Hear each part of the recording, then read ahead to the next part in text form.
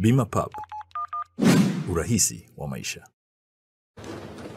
Asante sana kwa kutuhakikishia kula za wabunge ziko salama majimboni. Mheshimiwa Juliana Daniel Shonza atafuatiwa na Mheshimiwa Timotheo Paul Mzava na Mheshimiwa Tabasamu Hamisi Mwagawa jiandae.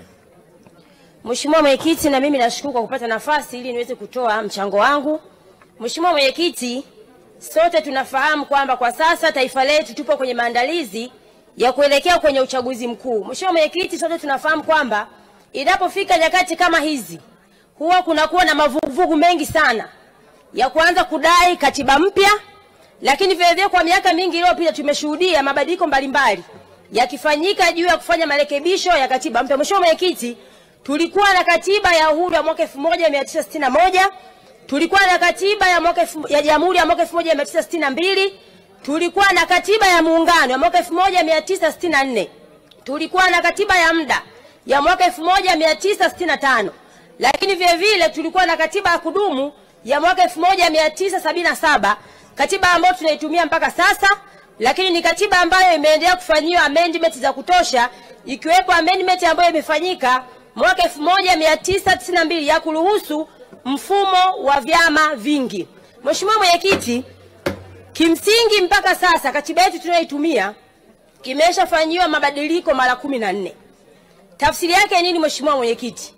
Tafsiri yake ni kwamba serikali ya Chama cha Mapinduzi ambayo ndiyo inayoongoza nchi yetu ya Tanzania tangia tupate uhuru haijawahi hata siku moja kuogopa kufanya mabadiliko ya katiba kwa madai ya kwamba itaenda kushindwa kwenye uchaguzi, kama ambavyo wenzetu akiwepo Mheshimiwa Tundu Lissu ambavyo wamekuwa akidai kwamba serikali ya Chama cha Mapinduzi ni waoga wa kufanya mabadiliko kwenye katiba kwa sababu watashinda uchaguzi. Mheshimiwa Mwenyekiti, jambo hilo si kweli na limedhihirisha namna ambavyo serikali imekuwa mara kwa mara ikifanya mabadiliko katika katiba yetu.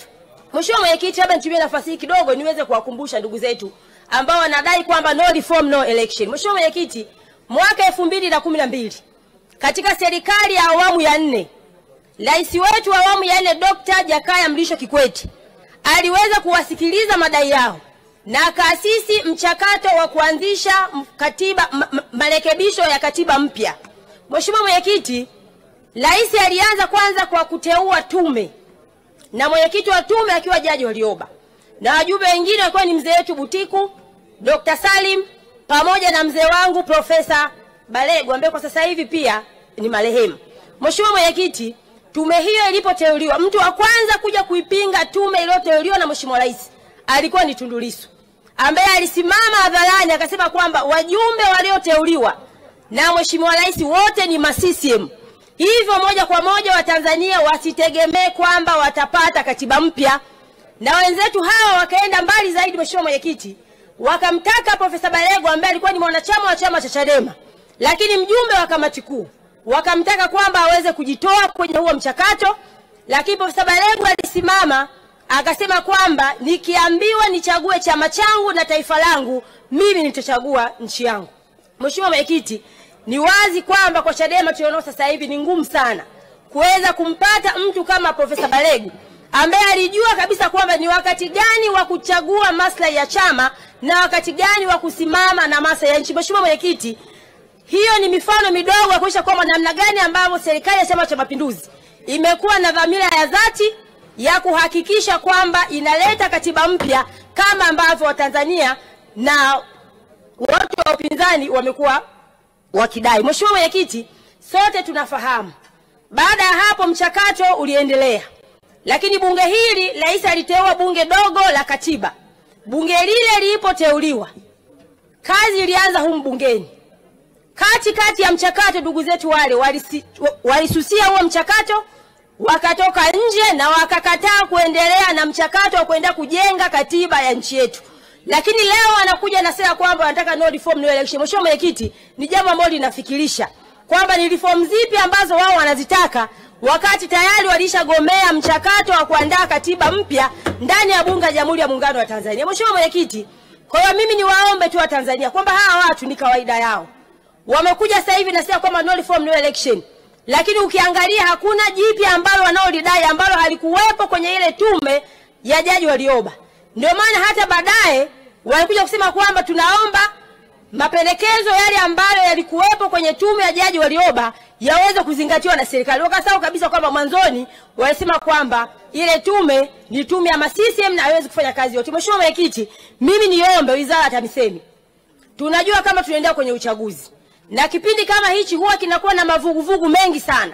Kwa hiyo mimi niwaombe muendelee kusimama, mfahamu kwamba nchi yetu inategemea Chama cha Mapinduzi. Na wenzetu wale hawana dhamira ya dhati ya kujenga nchi yetu.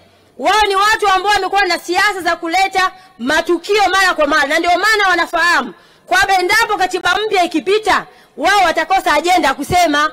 Kwa hiyo mimi niwaombe Mheshimiwa Waziri wa TAMISEMI kuendelea kusimama kuhakikisha kwamba tunafanya uchaguzi, lakini hata wao ambao wamesema kwamba hawatashiriki kwenye uchaguzi kwa sababu ni watu ambao wana siasa za undumila kuwili, hata wakisema kwamba wanataka kushiriki, Mheshimiwa Mwenyekiti, mimi niombe Wizara ya TAMISEMI iweze kuwaruhusu wafanye uchaguzi, kwa sababu sisi kama Chama cha Mapinduzi wala hatuwaogopi. Chadema sasa hivi hawana ajenda wala hawana jambo ambalo sisi Chama cha Mapinduzi tunaogopa.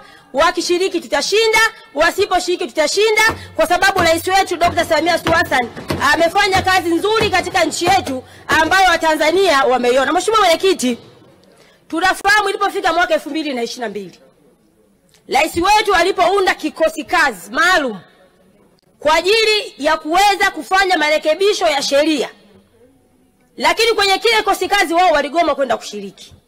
Lakini baada ya hapo wakaanza kukosoa tena kwamba kulikuwa hakuna haja ya Mheshimiwa Rais kuunda kikosi kazi kwa sababu kuna yale maoni ambayo yaitolewa na Jaji Warioba. Wakasahau kwamba walishaiponda hiyo tume ya Jaji Warioba. Lakini tunafahamu wakaendelea mbele. Wakasema kwamba wanahitaji kujua fedha ambazo zimetumika kwenye kuandaa hicho kikosi kazi. Wakasahau kwamba walishalitia hasara Bunge la Jamhuri ya Muungano wa Tanzania kwa kugomea mchakato wa kuanzisha katiba mpya. Mheshimiwa Mwenyekiti, mimi niombe kwamba wote kwa pamoja tushikamane na tufahamu kwamba watu hawa ni ndumila kuwili. Walianza kusema kwamba uchaguzi 2022 hawautambui. Lakini kadri siku zinavyoenda wakazunguka, wakaenda kuomba kwamba serikali iweze kuwapa ruzuku. Tafsiri yake ni, Mheshimiwa Mwenyekiti, tafsiri yake ni kwamba yale matunda na mazao ambayo yanatokana na uchaguzi mkuu, kwa maana ni madiwani, kwa maana ni wabunge pamoja na ruzuku, wao wakasema kwamba wanatambua zile ruzuku, lakini wabunge walioko humu ndani ambao pia ni zao la uchaguzi wakasema kwamba hawatambui. Mheshimiwa Mwenyekiti, watu hawa ni ndumila kuwili na tumeshuhudia wakienda kuwaita wabunge hawa majina mbalimbali, wakasahau kwamba kama wanatambua mazao ya uchaguzi ilibidi watambue ruzuku, lakini vile vile waweze kuwatambua na wabunge ambao wako ndani. Mheshimiwa Mwenyekiti, tunafahamu vizuri wamekuwa na utaratibu wa kuwasifia marais wakishatoka madarakani. Wote tunafahamu hakuna rais ambaye alitukanwa kama Dr. Jakaya Mrisho Kikwete. Lakini ilipofika serikali ya awamu ya 5 ndio mtu ambaye walimsifia sana na wakampongeza sana. Lakini ilipoingia serikali ya awamu ya 5 alitukana na kudhalilishwa na kuitwa majina mbalimbali. Lakini ilipoingia serikali ya awamu ya 6 walianza kwa kumsifia mama yetu Samia Suluhu Hassan. Lakini baadaye walipogundua kwamba kuendelea kusifia kazi za Mheshimiwa Rais kutaendelea kuwapotezea na malengo yao ya kisiasa, wakamgeuka na kuanza kumsema vibaya. Mimi nimtie moyo Mheshimiwa Rais kwamba endelee kuchapa kazi. Watanzania tumeona kazi yake na tunamwaahidi kwamba kwenye uchaguzi ujao Chama cha Mapinduzi kitashinda kwa kishindo kama ambavyo tumeshinda katika uchaguzi wa serikali za mitaa. Mheshimiwa Mwenyekiti, kazi ambayo Rais amefanya katika nchi yetu ni kubwa sana.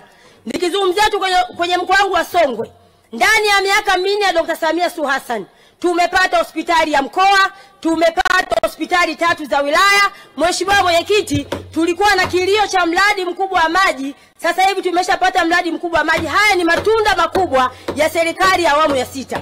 Kwa hiyo Watanzania wanathamini na kuona kazi ambayo rais wetu amefanya. Sisi kama Wanasongwe tunasema kwamba tuko pamoja naye, tutatembea kifua mbele, wala asiogope, yeye achape kazi. Hawa ambao wanasema kwamba no reform no election, ngoja tuache waendelee kutaka hizo reformu ambazo tayari serikali ilishazifanya na wao ndio wakao wakwamishaji wa kwanza, lakini wanasema kwamba serikali Chama cha Mapinduzi inaogopa mabadiliko. Mheshimiwa Mwenyekiti, naomba mimi niwatie moyo Mheshimiwa Waziri, endelee kufanya maandalizi ya uchaguzi mkuu, lakini akijua kwamba Chama cha Mapinduzi kitaenda kushinda kwa kishindo. Nashukuru Mheshimiwa Mwenyekiti kwa kunipa nafasi. Asante sana, asante sana. Mheshimiwa Mimi naitwa Amina. Ni mmiliki wa duka la nguo na vitu vya watoto.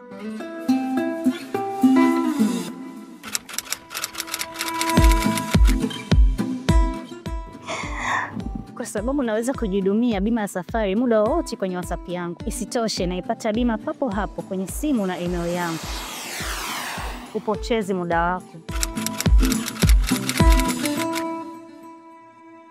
Napenda jinsi ilivyo rahisi kuhakiki bima hiyo. Na uzuri zaidi, hata ubalozi unapoenda kuomba visa, wanaihakiki wenyewe kwenye WhatsApp. Tumia Bima Pap kwa kupiga *150*51 alama ya reli. Au kwa WhatsApp tuma neno Bima Pap kwenda namba 0764166066 ujipatie bima. Bima Pap, urahisi wa maisha.